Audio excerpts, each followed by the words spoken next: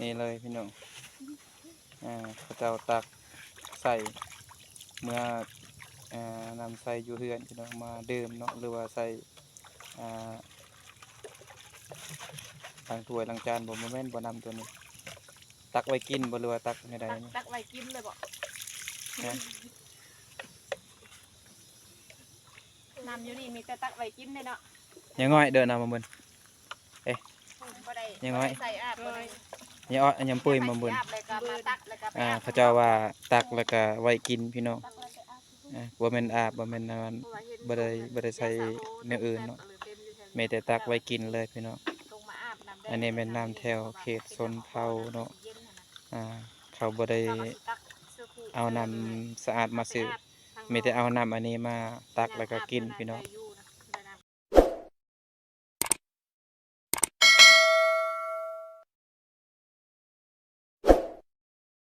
สบายดีสบายดีดูสบายดีสบายดี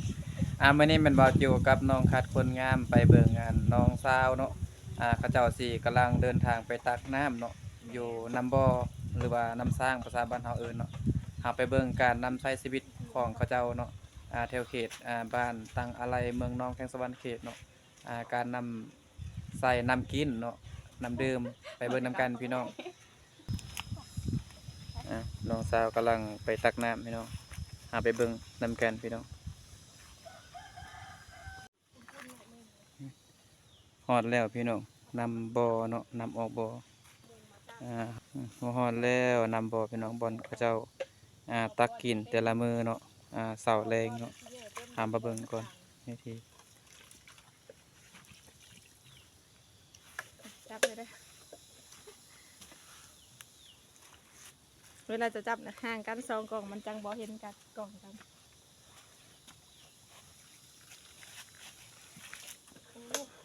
มาหอบนี่จะคือว่าสะอาดดีเนาะ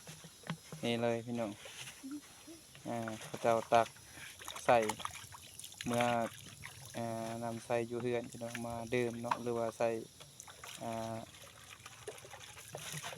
ล้างถ้วยล้างจานบ่แม่นบ่นำตัวนี้ตักไว้กินบ่หรือว่าตักไม่ได้นี่ตักไว้กินเลยบ่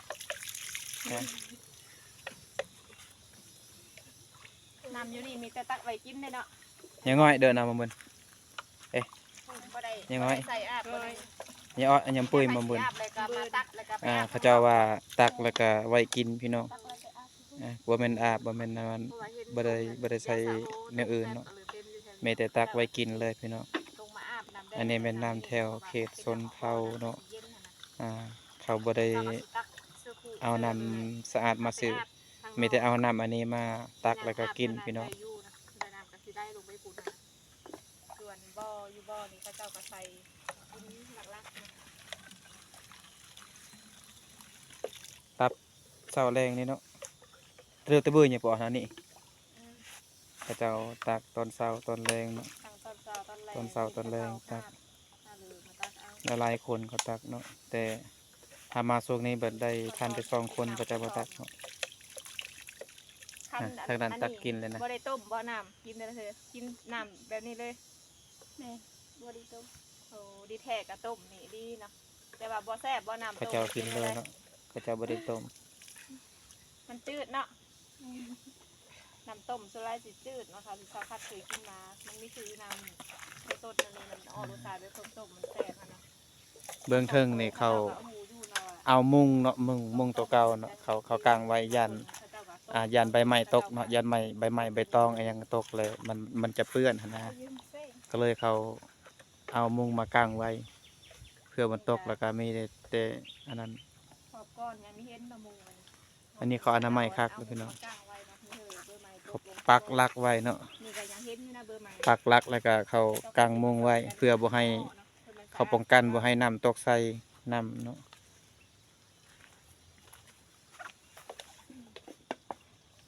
เบิ่งคือมันสิบกเนาะน้ำนี่ก็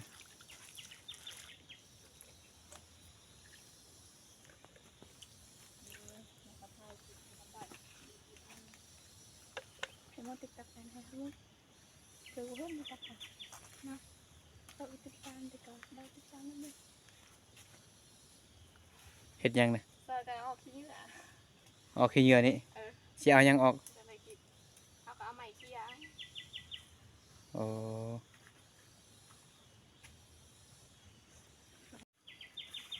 ดีเลยโอ้ ห้าใหม่มาเคลียร์ใบใหม่ออกโอ้ย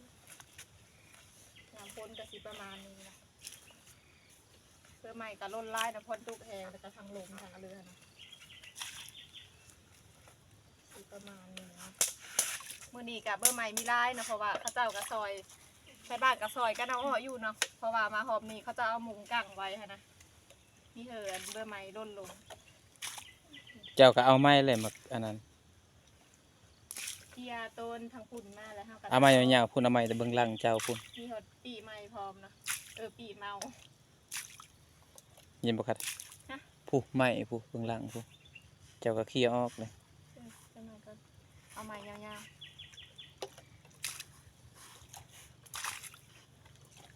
มันสิได้บ่เจ้าตักแม่นะ ๆสักพัดกะซีมาบางแทนเธอสูงเย็นนะ เย็นครับบ่ เย็นนำเอาบ่เมื่ออะไรมันอันนี้จะลองมายืนมือนี้ดูมันตั้งแจ้ง แจ้งเลยดิ คันตากแดดก็ได้คันหอม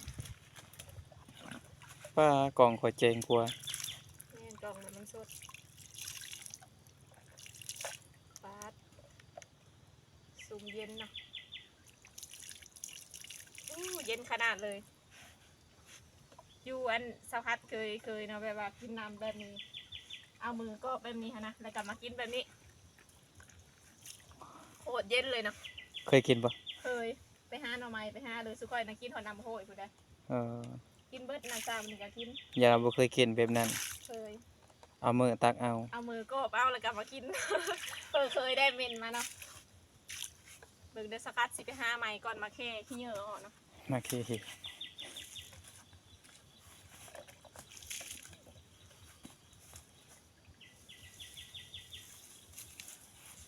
เออ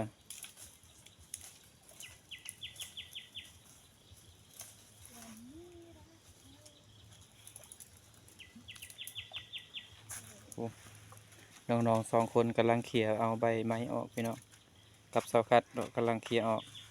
เฮาแหละมีบ่มีผู้จับกล้องแหละมีแต่นั่งเบิ่งจับกล้องให้เสาคัดแล้วก็จับกล้องข้าพเจ้าเองนี่ กลางเวรแบบนี้มีคอยเห็นชาวบ้านลงมาตักน้ำลายไปเลยเนาะส่วนลายเขาเจ้าสิลงมาตักน้ำตอนเช้าแล้วก็ตอนแรง ตอนเช้าประมาณ5โมง6โมงเนาะแล้วก็ตอนแรงประมาณ4-5โมงแรงเขาเจ้าไปตักหลายๆคนช่วงนี้เป็น11-12โมงน่ะบ่มีคนไปตักเขาเจ้าเอาให้เอาแน่ยังเหลือแต่น้อง2คนเขาเจ้าหาก็เลิกมาที่โรงเรียนเนาะ เขาเจ้าสิมาตักน้ำไปกินยุงเห็น เขาเจ้าตักน้ำเลยจะไปกินอยู่โรงเรียน ไปกินยุงเห็นไปกินตอนบ่ายนะ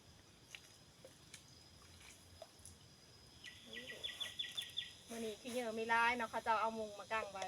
ส่วนบ่อนี่เต็มเลยเนาะฝนตกก็เต็มอะนะ คือเหงื่อมันยังค้างไว้บอนอันนี้บอนมุงเจ้าน้อยนี่มันสิลุเดี๋ยวมันจะตกใส่น้ำได้นี่เบิ่งปีนี้บ่ละลายๆนี่ถึงนี่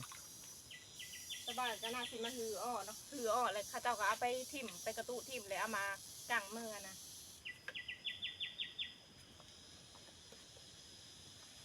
บางคนก็ต้มกินเนอนำนี่เขาเจ้าหูจักอยู่นะเราต้องต้มกินก่อนมันจังขาเสือมันจังสะอาดหั้นนะแต่บางคนก็แบบว่าด้วยความมักกินนี่คือกันหั้นนะบางคนก็ว่ากินน้ำต้มแล้วมันไม่แสบหั้นนะเขาเจ้ากินไม่ขาดก็เลย จะกินน้ำดิบๆสดๆแบบนี้เลยนะ รสชาติมันก็สิเย็นๆสมๆนิดนึง แม่นแสบกว่าน้ำต้ม แซ่บเพราะว่าน้ำออกบ่ น้ำต้มมันก็สิจืด น้ำออกบ่แบบว่ามันเย็นกว่ามันเย็นแตกต่างกันกับน้ำเฮาใส่ตู้อันนี้มันเย็นแบบธรรมชาติ นี่นะมันก็สิดีกว่าเก่าแล้วเวลาเขาเจ้ามาตักเอากะเยอะมันสะอาดแล้วเขาเจ้าก็สิเท่ขี้เหงื่อไปแบบนี้แล้วก็เจ้ามาตักเอานะมาเลอะตักเอาบอลที่มันสะอาดนะยับมาอีกดูจิ้วนี่อยู่ตรงนี้นะค่อยว่ามันใกล้โพดกล่องค่อยมันน้อยสิประ